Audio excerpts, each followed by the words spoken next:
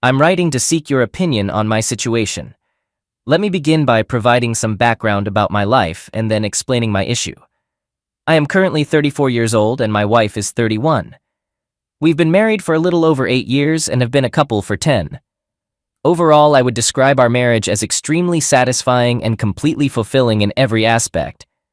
We enjoyed spending time together, had great physical chemistry, and were each other's best friend. I had complete trust in my wife, and she in me.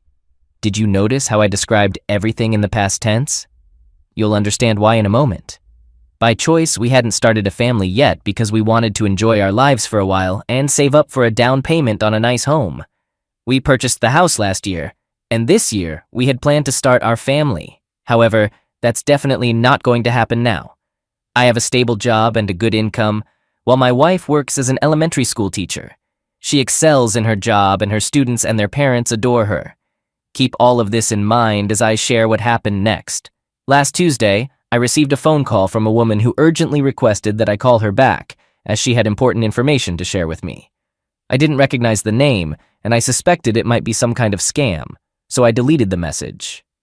Typically, when I receive such calls, I also block the number, but this time, I forgot to do so. Later that day, I received another call from the same number, and I allowed it to go to voicemail. In the voicemail, the woman identified herself as the spouse of a former colleague of my wife who had recently passed away. She mentioned that she had some crucial information to convey and urged me to call her immediately. I didn't recognize the names of either of them, but I thought perhaps she was attempting to contact my wife to relay the news about his passing. I closed the door to my office and dialed her number from my personal cell phone. She answered promptly and didn't waste any time getting to the point. She first introduced herself and then proceeded to inform me that her husband had recently succumbed to cancer after battling it for over a year. I expressed my condolences, took note of his name, and assured her that I would inform my wife about his passing. She interrupted me and clarified that her reason for calling wasn't that. She then went on to explain that, while receiving hospice care and nearing the end of his life, her husband had confessed to having a 3-year affair with my wife, spanning from mid-2015 through the summer of 2018. Hearing this news caused a surge of cortisol through my body, and my heart began to race. I was left in shock by her revelation, and I fell silent, struggling to find words. After composing myself, I inquired whether it could have been a result of medication-induced hallucinations. She assured me that she was absolutely certain, as she had later discovered hundreds of messages exchanged between them on her husband's laptop. She also found a disturbing video of their final encounter, which took place on August 17, 18. As she spoke, I kept expressing my disbelief. I requested her to send me evidence and provided her with my personal email address. She proceeded to copy and send me some of the most incriminating messages they exchanged, but the video file was too large to be sent via email or text. I asked if she had a USB drive. She didn't, so she went out and purchased one. Upon her return, she called me, and I guided her through the process of copying the video onto the drive. The following morning, she sent the drive to my office via overnight delivery, and I received it on Thursday morning. On that day, I brought my personal laptop to the office with the sole intention of watching the video. I inserted the thumb drive and pressed play, and what I witnessed left me in disbelief. There was my wife, accompanied by an unfamiliar, awkward-looking man, engaging in actions I cannot describe here. Let's just say it was deeply disturbing. Some of their actions were not only repulsive, but also unhygienic. In the 29-minute video, both of them were quite vocal, laughing with pleasure and clearly reveling in what they were doing. It was sickening. When I initially started the video, I must admit that I immediately began crying and felt nauseated. However, as I continued to watch, my sorrow transformed into an overwhelming sense of anger and sheer rage. Fortunately, my wife wasn't present when I viewed the video, as I'm uncertain how I would have reacted if she had been. It's currently 7:09 p.m. on Thursday evening, and I've been composing this post for the past hour and a half. Earlier this afternoon, I phoned my wife and informed her that I was going out to dinner with clients. Occasionally, I have to do this for work, and she bought my explanation. Regarding my course of action, I'm not entirely certain, but I'm strongly inclined toward pursuing a divorce. I couldn't bring myself to stay with her, and I'll never be able to forgive her. In fact, after witnessing her actions, I have no desire to be near her again without using personal protective equipment, PPE. I'm not joking about that either. Furthermore, the fact that the video is 4 years old doesn't change anything. She betrayed me, and I cannot overlook that. Now here's where I would appreciate your input. Should I confront her with the evidence and give her an opportunity to explain? Or should I directly engage an attorney and serve her with divorce papers? I haven't shared this with anyone else yet because, to be honest, I feel too ashamed. That's why I've turned to this anonymous forum to discuss it and seek your feedback. I assure you that I will read all the comments. Update 1. I'd like to provide a brief update on the current situation. After having dinner on Thursday evening, I returned home and acted normally with my wife. Fortunately, I managed to keep my distance from her, and she didn't attempt to initiate any physical closeness. On Friday, I took the day off and met with a divorce attorney after doing extensive research online. I presented all the evidence, including the video, to the attorney. She explained to me that although my wife clearly violated the marriage vows, it would not impact the outcome of the case. I inquired about this, and she clarified that our state follows a no-fault divorce system, meaning either party can end the marriage at any time without assigning blame or asking questions. I asked her how this was possible, and she told me it's the law. She mentioned that we can attribute this legal framework to Ronald Reagan, who initiated it back in the late 60s while he was the governor of California. She explained that several other states have since adopted similar laws. I found this surprising because I had always regarded him as one of our finest presidents. But now I have some doubts.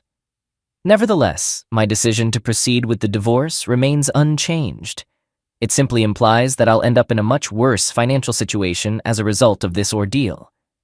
What I'm currently grappling with is whether to confront her or simply wait to serve her with divorce papers. I want to wait, but I'm not sure how much longer I can hold out. It has been incredibly challenging to be around her over the past 2 evenings, and I'm dreading seeing her again tonight. As I write this on a Saturday morning, I'm sitting outside a coffee shop just down the street from my house.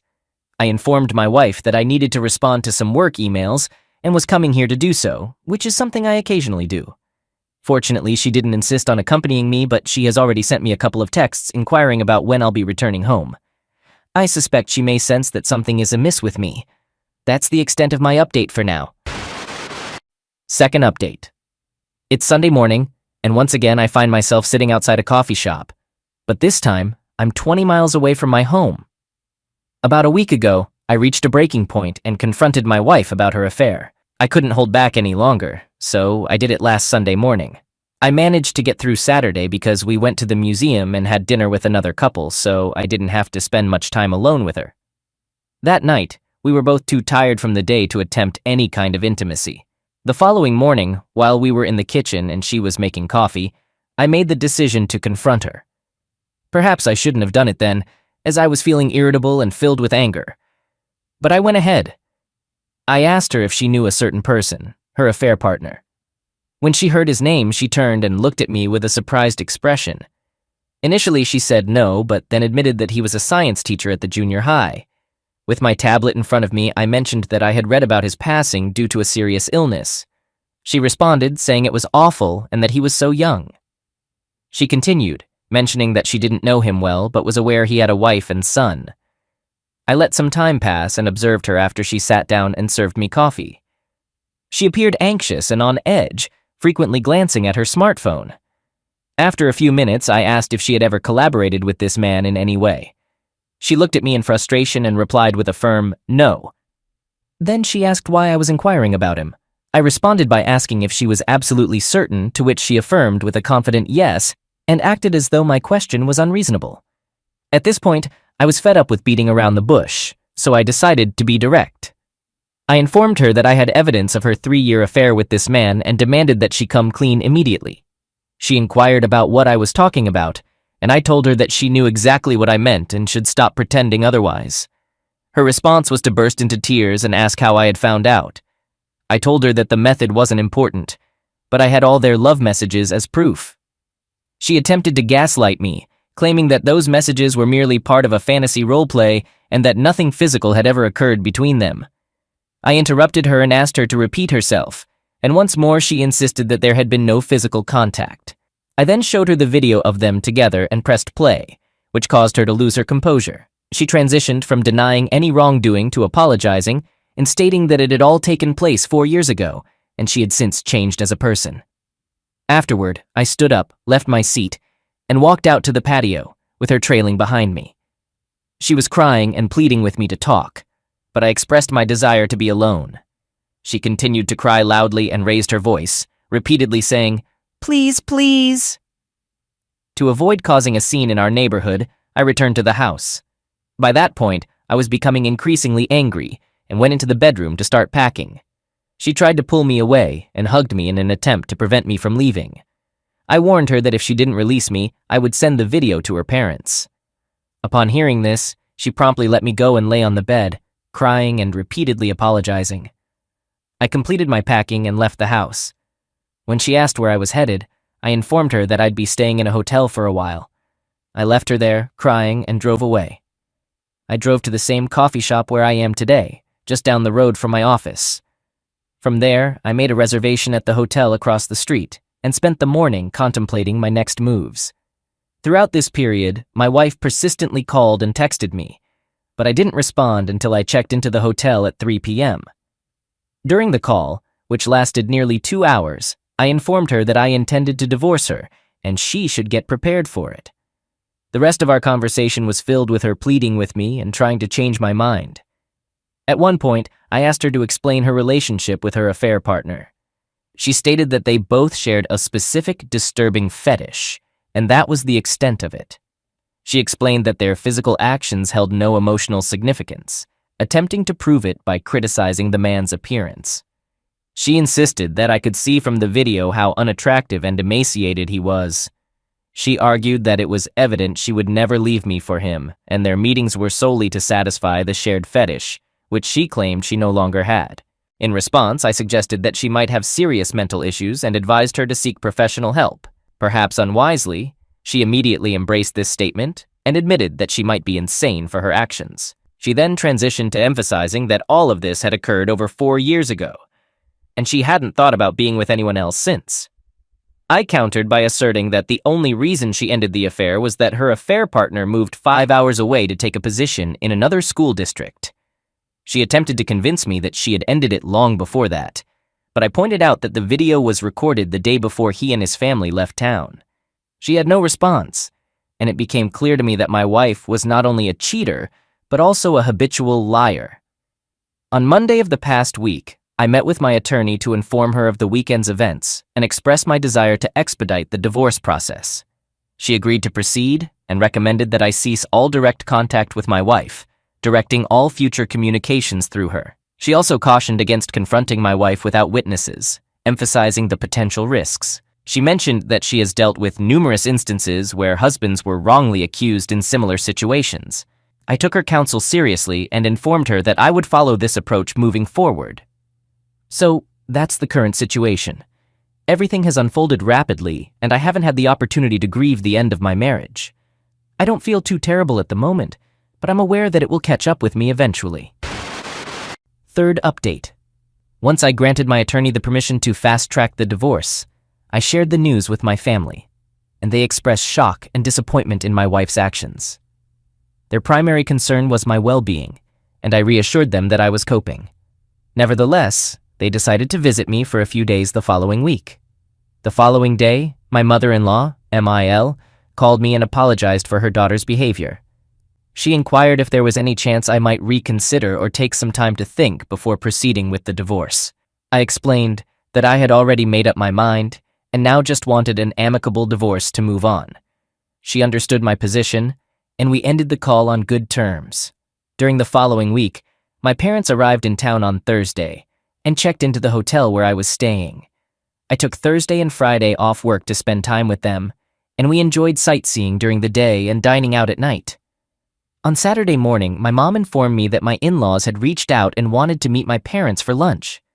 I didn't see any issue with that, as our parents had maintained a friendly relationship since our marriage, though they weren't exceptionally close. They exchanged pleasantries and stayed in touch periodically. I agreed to the meeting and suggested they gather at a nearby restaurant. While they were there, my mom called me and relayed that my in-laws wanted to see me. I invited them to come over to the hotel and we arranged to meet on the back deck by the pool. We gathered, and it was pleasant to see them. My in-laws were not insistent at all. They expressed genuine apologies and concern for my well-being. During our visit, they were considerate and didn't attempt to persuade me to reconcile with their daughter until near the end of our meeting. At that point, my mother-in-law, MIL, asked if there was any chance of forgiveness and continuing the marriage. I regretfully informed her that there wasn't any possibility. She accepted my response, acknowledging that she had to make the effort at least. I assured her that I understood her perspective. We exchanged hugs, bid our farewells, and they departed. That concluded our meeting. Now I must await the scheduling of the hearing to bring closure to this chapter and move forward with my life. Final update. A year later, I anticipated a swift divorce process due to our state's no-fault divorce laws, but it didn't turn out that way. I had to wait nearly 9 months for the hearing. I also mistakenly believed that no-fault divorce meant a simple 50-50 split, but that wasn't the case. Despite covering 70% of the bills and contributing 85% of the assets, I still had to pay alimony. Instead of a 4-year alimony obligation, my attorney negotiated an additional lump sum payment of $29,000, paid to my ex-wife after we sold our house. It felt unfair to me. My attorney explained that I could have protected the assets I owned before the marriage, but my mistake was adding my wife as a joint owner right after we wed, resulting in a 50-50th split. All of that is in the past now, and there's nothing I can change about it. I'm just relieved that it's all behind me, and I'm a free man. Now, regarding my ex-wife, we remained civil throughout the process, although she continuously asked for a second chance right up to the divorce and for weeks afterward. She claimed to be infatuated with me and persistent in her pursuit.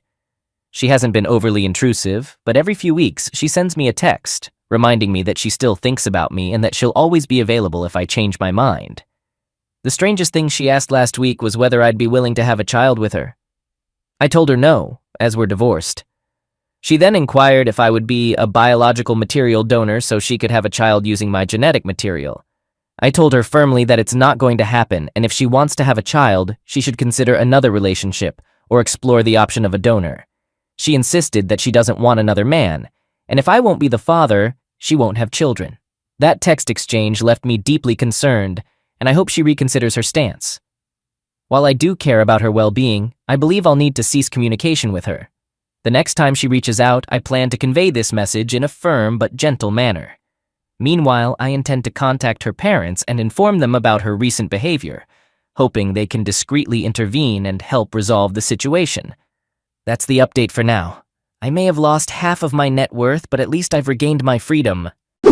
All right, that was a fun story. Now let's move on to another exciting one. Stay tuned and let's dive in. It all began when my mother came to visit me at school, as she always did. She stayed in a nearby hotel during her visit. While we were having dinner, her phone kept receiving messages. At one point, when she thought I wasn't watching, she took out her phone and began texting someone her hotel location and room number. This surprised me, and my heart started racing. After dinner, I pretended to head back to my apartment, while she went to her hotel room. In reality, I drove to a quiet, secluded place and started crying. These events would eventually lead to the breakdown of my family and my close relationship with my mother. It's been more than a year since that crucial night, and I'm currently in my 3rd year of college. I'm facing a tough decision, whether to enter the NFL draft or complete my 4th year of college. My college coach is urging me to finish my degree, but I can't help but feel it's more for his benefit than mine. Deep down, I know that the best choice for me is to pursue an NFL career and start making a living. I really miss having my mother by my side, especially during my football games when I was just 14. At that time, she never missed a game, not even a practice. I could always rely on her to be in the stands, cheering for me, whether it was a cold winter day or a hot summer afternoon. She was my most devoted supporter. However, things changed when I discovered that she started a relationship with 2 of my teammates during an away game. It was incredibly embarrassing and made me consider leaving the program. Even though our relationship soured, my father, who had always been in the background and hadn't played a very active role in my life, encouraged me to stay on track. After the conflict, I decided not to let my mom attend any of my games. It was challenging, and it took a while to get used to her absence in the stands. To understand how this all started, let me give you some background. I have 2 older sisters, and I grew up in a household with both parents. My dad was a workaholic, and my mom worked part-time as an accountant while also being a stay-at-home mom. When I was about 14, I began to notice that my parents were gradually drifting apart. First, I noticed that they were sleeping in separate bedrooms. Then I observed that they were arguing a lot, but my dad would often walk away from those arguments. He didn't want his children to witness him fighting with his wife. Even though my mom and I were close, I always had a lot of respect for my dad. It wasn't always like that, though. I had to hear my mom complain about him not doing certain things, and I felt like she sometimes focused on issues that could have been overlooked. I was undeniably close to my mom, and yes, I'll admit it, I was a mama's boy.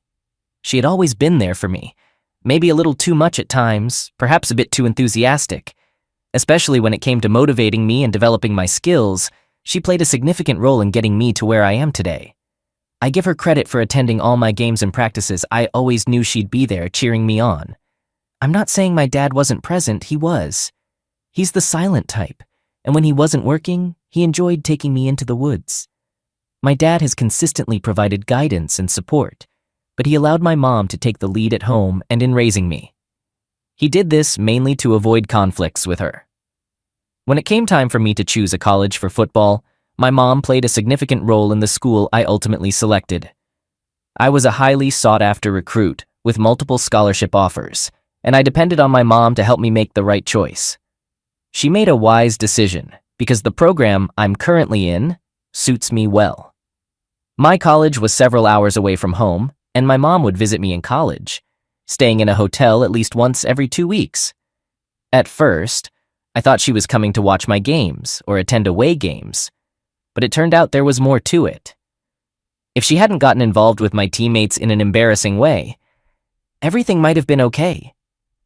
Looking back, I can see that my mom and dad's relationship was deteriorating, mainly because my mom had become excessively controlling over my dad. She might have played a role in him becoming a workaholic, as their relationship became strained due to her influence. I used to think that my parents hadn't divorced yet because they were waiting for me to move out. But even after I left, I expected them to eventually split up. However, they didn't. My mom is an attractive woman, and I've always been aware of that. Partly because she would remind my dad of what a catch she was.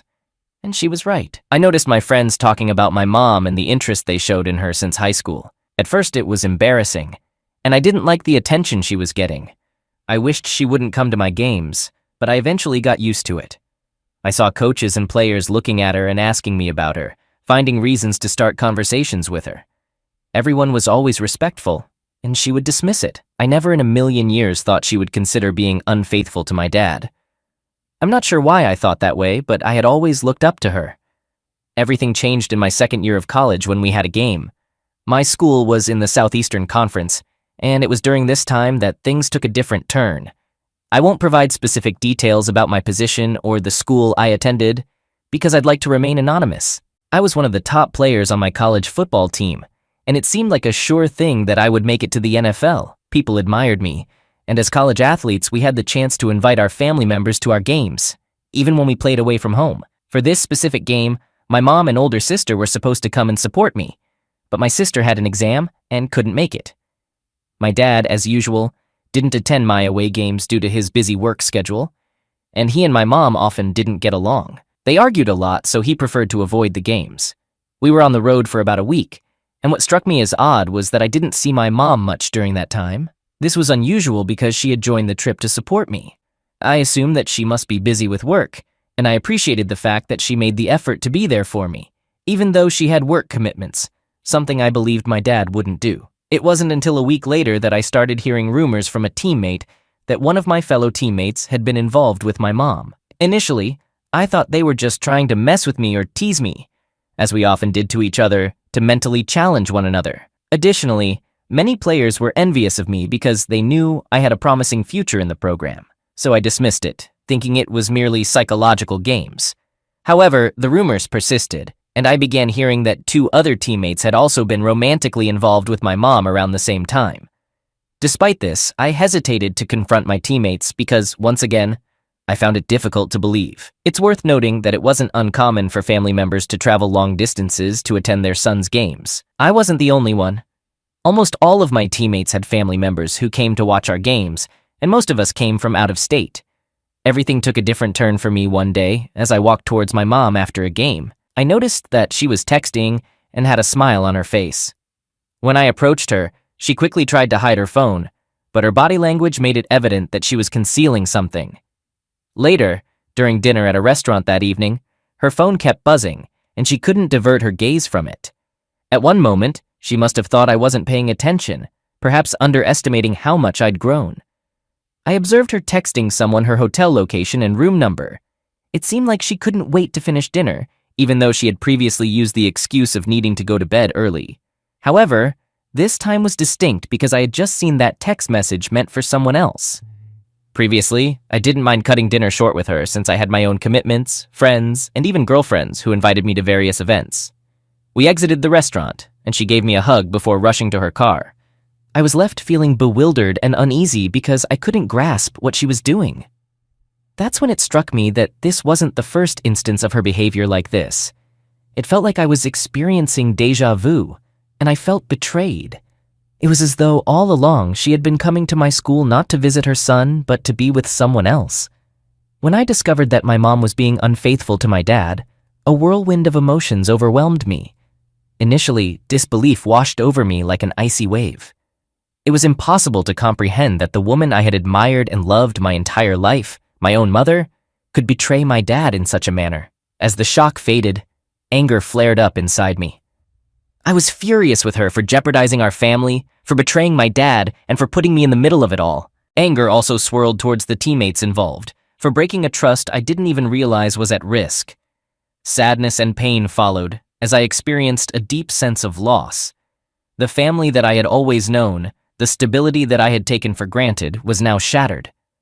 It was as if a piece of my heart had been ripped away, leaving an ache that felt insurmountable. Confusion gnawed at me. I had so many questions. Why she did it, how long it had been happening, and how I could have been so unaware.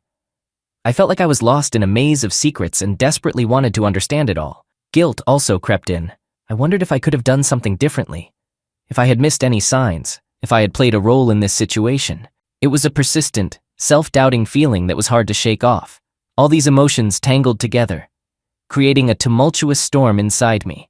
I was caught in a whirlwind of disbelief, anger, sadness, confusion, and guilt, all while trying to come to terms with a shattered reality. It was an incredibly painful and bewildering experience that left a lasting impact on me. I got into my car and made it seem like I was driving away, but instead, I headed to a secluded place. My mind was racing with thoughts, and the more I dwelled on the situation, the angrier I became. I had always thought my mom was visiting her son, but now doubt clouded my perception. I wasn't sure if she had come to see me or someone else. With each passing moment, a surge of anger built up inside me. My anger wasn't solely directed at my mom, but also at the other person involved, whom I suspected to be a teammate. It made me question whether the rumors I had heard for months were actually true. It felt like everyone was mocking me, and I couldn't shake the thought that she might have yielded to advances from students and staff members over time. I wasn't always keeping a close watch on my mom during the game or when she visited me. My focus was on the game, on the ball. After all, she's an adult, my parent, and she's married. Honestly, if she had chosen to divorce my dad and be with someone else, I wouldn't have been too upset about it.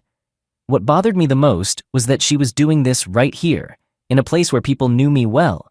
I had a significant presence in that area, and I needed to stay concentrated on my game. She was supposed to assist me with that, but now, it seemed like she was becoming a distraction. A few hours went by, and I decided to go to her hotel room to find out who she was having a relationship with. When I reached the hotel's parking lot, I scanned the area, hoping to spot a familiar car. However, the parking lot was crowded, and there were so many similar cars, including those driven by people I knew, that it felt like it could be the entire football team's vehicles. I stormed into the hotel, paying no attention to the people around. I knew her room number, so I went directly there. I pounded on the door, without worrying about the commotion. It took a while, but she eventually opened it. She stood there with her hair in disarray, gazing at me as if I were the one who had lost my mind. I moved her aside to enter the room and find out who she was with. She tried to block me, but I went into the room and found no one there. That's when I noticed the bathroom door was closed and locked from the inside, so I forcefully crashed into it several times until it finally gave in. By this point, my mom was screaming, and to my surprise, I discovered not just one teammate, but two in the bathroom. It turned out to be one of the guys who had been rumored to be involved with her and another friend who always hung around with him. I knew this second guy as someone who was known for dating girls around the college. He was an average player who occasionally made significant plays but had no real future in football. The fact that he had pursued my mom instead of anyone else struck me as jealousy over my future and success. I lost control and immediately got into a physical altercation with both of them. They couldn't handle my anger, and one of them fled the scene. I continued to confront the other guy, striking him in my rage. My mom and another person who must have heard the commotion stepped in to restrain me. I wasn't sure who the man was, but he urged me to leave quickly, explaining that someone might have called the police and I could risk getting arrested. He appeared to recognize me or know me from somewhere. At this point, my mom was in tears, pleading with me to leave. I left my teammate in a severely injured state as I exited the hotel room and got into my car. Before I departed, I couldn't contain my anger and told my mom that I was cutting ties with her. My fury toward her was just as strong as it was toward him. I took his actions personally because I believed it wasn't about love for him. It was an attempt to disgrace me. As I drove back to my apartment, I called my dad and shared everything with him. Surprisingly, he was the one who managed to calm me down. He acted as if it wasn't a significant issue and reassured me that it wasn't about them, but about me. He stressed that I was the star, the future, and that there would always be challenges and obstacles trying to bring me down. What truly mattered was how I handled those situations. The aftermath of the incident was overwhelming. I was informed that the police were searching for me and the teammate I had fought with was considering pressing charges. He used his connections to make the legal problems go away, sparing me a visit to the police station. The coach then had a private conversation with me and assured me that he would have done the same thing in my position. He echoed the sentiments my dad had shared, emphasizing that I was the star player and that others, with no real future in the sport, might attempt to undermine me. He also shared his own past, explaining how his first wife had been unfaithful and why he had difficulty trusting women. Following our conversation, he made it seem like I might have been reacting strongly to the entire situation, but he did acknowledge the humiliation I had experienced. He pledged to do his best to remove those teammates from the program, and he followed through a few months later. With this assurance, I felt a sense of duty to remain in college for one more year instead of immediately entering the NFL draft. My siblings got wind of the story, and everyone distanced themselves from her. My dad initiated divorce proceedings, and I haven't communicated with her since, despite her attempts to reach out. If she had been involved in an affair during her own time, when she wasn't using a visit to me as an excuse, and especially not with two of my teammates, maybe I wouldn't be as upset as I am with her. She nearly got me expelled from the program and derailed my future. While I do miss her presence at my games and the support she used to provide, it will take some time for me to heal from all this and rebuild a relationship with her. I don't typically hold grudges, and I didn't expect this one to last almost a year. Currently, I've already forgiven her, but it's challenging to rebuild our connection because being in the same program with people who are aware of what happened constantly reminds me of it. I won't allow this incident to alter my career path because I'm stronger than that. People may still ridicule me and gossip about me, but my resilience can handle it all. Changing my career trajectory due to my mom's actions and two teammates who won't have a significant impact in the long run would reflect weakness on my part. I'm eager to enter the NFL draft this year and leave all this in the past, but I also feel a sense of gratitude towards my coach for his support and guidance. I like to believe that there are a few more things I can learn and achieve before moving on.